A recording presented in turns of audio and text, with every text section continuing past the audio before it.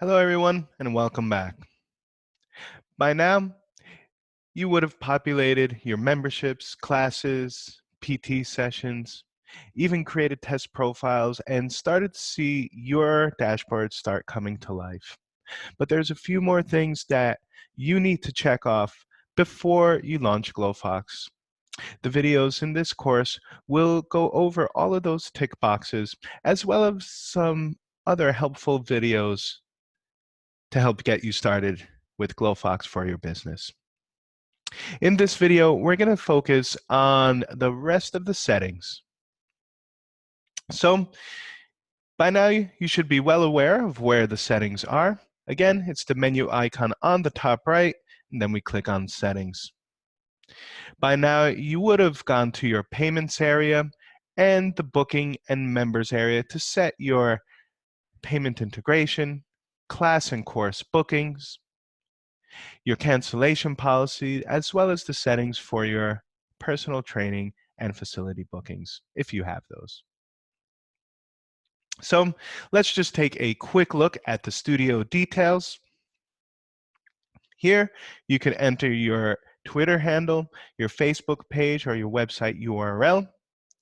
For those of you that have sales tax, you can set your tax rate here, and this tax rate will appear in your receipts. So just keep in mind that this does not add this percentage on top of the prices that you have set for your memberships, classes, store items, and so on.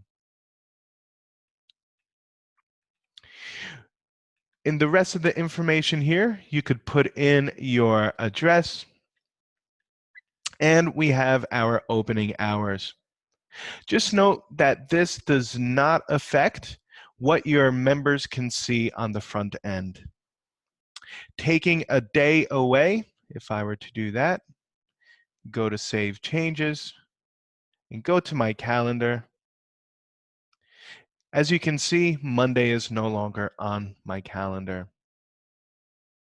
So I'm going back to Settings, and I'm going to put Monday back in.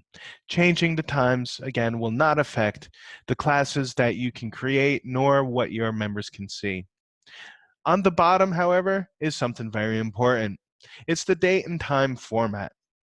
So for those of you in the United States, you're going to choose the month, day, year. For everywhere else, you have the option to put the year first or the day first. You can also choose whether you're going to use the 24-hour clock or the AM/PM clock as well. We have seen the Payments tab, so I'm just going to skip over to the Members tab. You can decide whether or not you want to allow your potential members to create profiles on the app or web integration. If you vet each and every single person when they are about to make a profile, you want to make sure that you keep this off. Otherwise, everyone will be able to create a profile.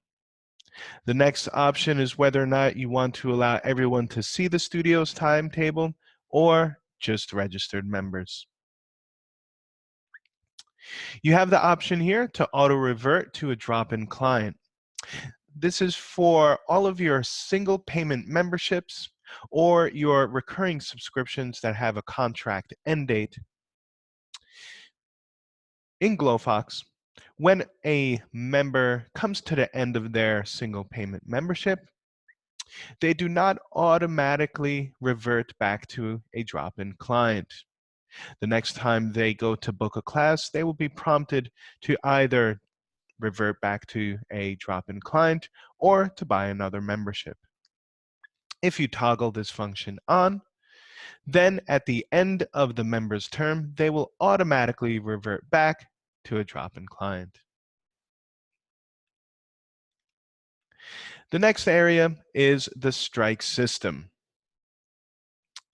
The strike system is a penalization system for members who book into a group class and do not turn up.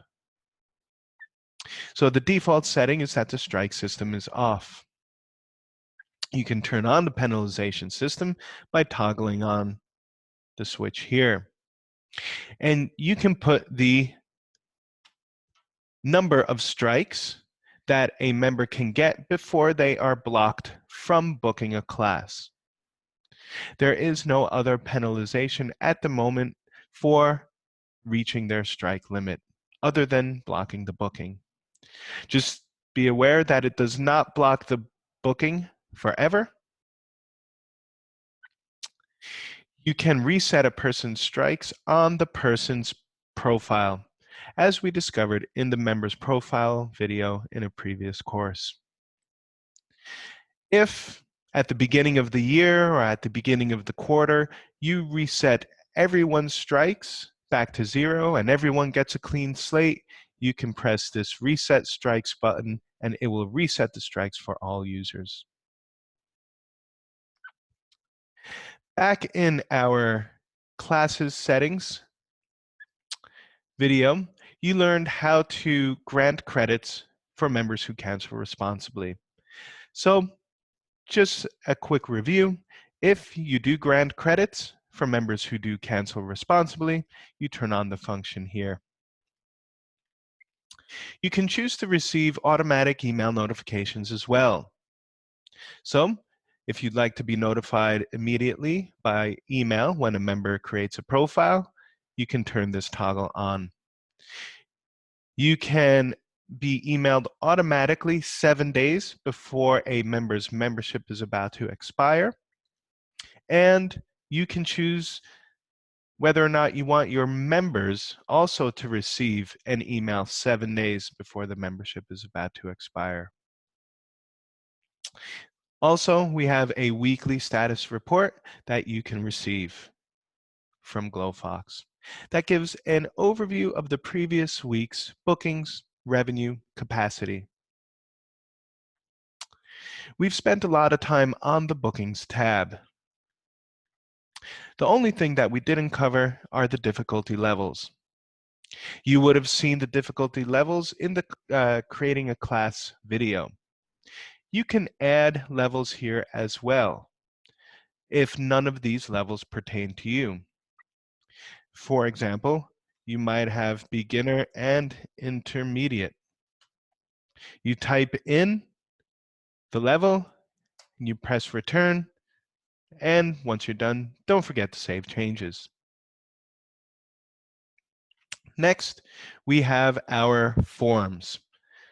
We're going to spend more time on the waiver in the next video.